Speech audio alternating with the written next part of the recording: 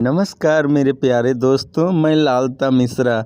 मैं आज गोपी और नारद जी का संवाद सुनाने जा रहा हूँ। मेरे प्यारे दोस्तों, आप लोग ध्यानपूर्वक आंख बंद करके सुने इस कथा को। बहुत ही प्यारी और बहुत ही दिल को छू लेने वाली कथा है ये गोपियों की। एक बार भगवान नारद जी महाराज जी, देवऋषि नारद वृंदावन घूमने के लिए पधारे। तो उन्होंने देखा कि एक गोपी जमुना जी के किनारे ध्यान लगा के बैठी हुई है। तो नारद जी के मन में ऐसे ही कौतूहल उठा। उन्होंने सोचा कि इसके गांव में भगवान कृष्ण स्वयं विराजमान है, तो फिर ये गोपी किसका ध्यान कर रही है। चलो इसको बताता हूँ, कुछ ज्ञान देता हूँ कि किसी का ध्यान मत करो। आपके तो गांव में ही प्रभु ने जन्म लिया है, केवल उनका जाके दर्शन कर लो, ध्यान किसका करना है। नारद जी गए, गोपी से पूछे कि सखी आप किसका ध्यान कर रही हो। तो गोपी ने कहा कि बाबा मैं ध्यानवान कुछ न जानूं, मैं तो उस कृष्ण को अपने मन से निकालने के लिए ध्यान कर रही हूँ, बैठी हूँ कि किसी तरह वो मेरे मन से निकल जाए।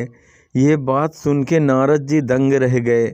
उन्होंने कहा ऐसा तुम क्यों चाहती हो, ये पूरा संसार तो चाहता है कि किसी तरह परमात्मा उसके मन में आ जाए, उसके मन बुद्धि चित्त में आके बैठ जाए परमात्मा, और तुम उसे बाहर निकालना चाहती हो। उसने कहा बाबा क्या बताऊं, मेरा जीना दुश्वार हो कर रखा है इस नंद के लाला ने। तो आप तो रोज़ की छोड़ो, मैं आपको सिर्फ आज की ही कथा सुनाती हूँ कि जब मैं घर पे थी, सुबह उठी तो मेरी सास बोली कि अरे बहू जा गैया दूहला, सुबह दूध दूहने का समय हो गया। तो महाराज मैं मटका लेके गौशाला के भीतर गई, और जैसे ही गैया दूहने के लिए बैठी तभी नंद का लाला वहाँ आ गया और बोला भाभी अकेले अकेले सारा दूध निकाल लोगी, हमें नहीं पिलाओगी क्या गैया का दूध। तो मैंने कहा कि क्यों नहीं पिलाऊंगी लाला, चल मुँह खोल। महाराज उसने मुंह खोला और हमने मटके की जगह सारा दूध उसके मुंह में गार दियो, और वो सब गटर गटर गटर करके पीता चला गया, मैं गारती चली गई। और फिर मेरी सास चिल्लाती हुई आई कि एरी बहू क्या कर रही है, पूरा दूध जमीन में गिरा दिया। तब महाराज मुझे होश आया, मैंने आँख खोल के देखा, वहाँ कोई भी कृष्ण नहीं था।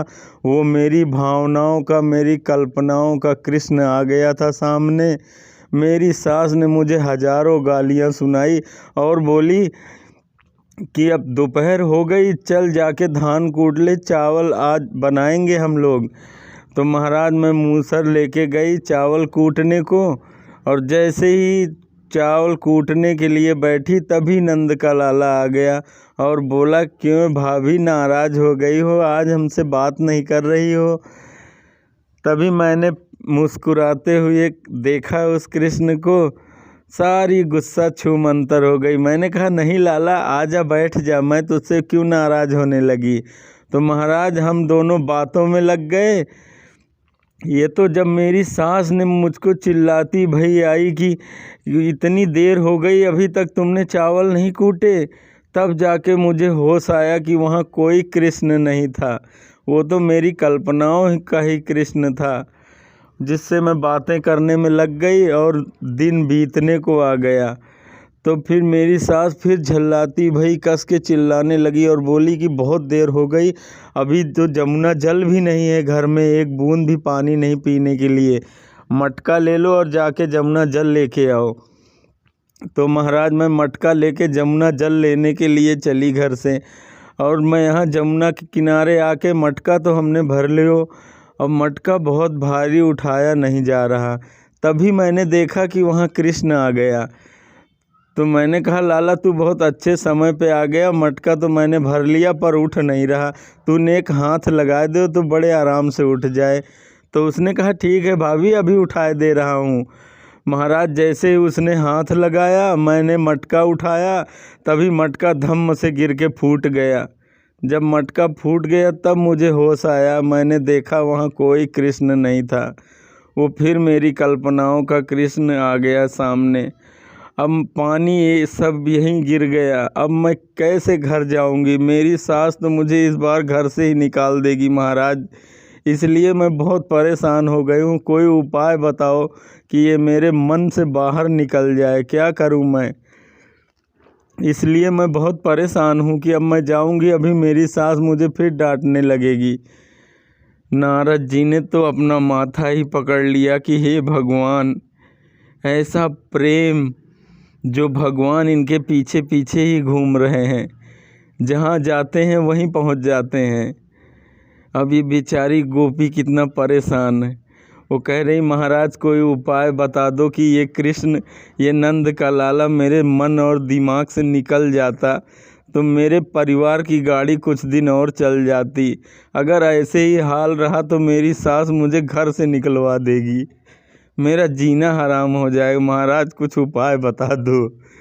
नारद जी ने कहा कि धन्य है ब्रज की गोपियाँ, धन्य है ब्रज की गोपी, जिसे भगवान को पकड़ने की ज़रूरत नहीं है। भगवान ने खुद ही उन्हें पकड़ रखा है, वो खुद छोड़ना नहीं चाहते हैं उन्हें। ये कई कई जन्मों की तपस्या और साधनाओं से इन लोगों ने सिर्फ प्रभु के चरण ही मांगे थे, तो आज प्रभु इनके आगे पीछे घूम रहे हैं। आपको ये कथा प्यारी लगी हो तो एक लाइक ज़रूर करना मेरे दोस्तों, और आप अगर हमारे चैनल पर नए हैं तो चैनल को ज़रूर सब्सक्राइब कर लें। हम फिर मिलेंगे अगले वीडियो में, तब तक के लिए जय श्री कृष्ण, राधे राधे।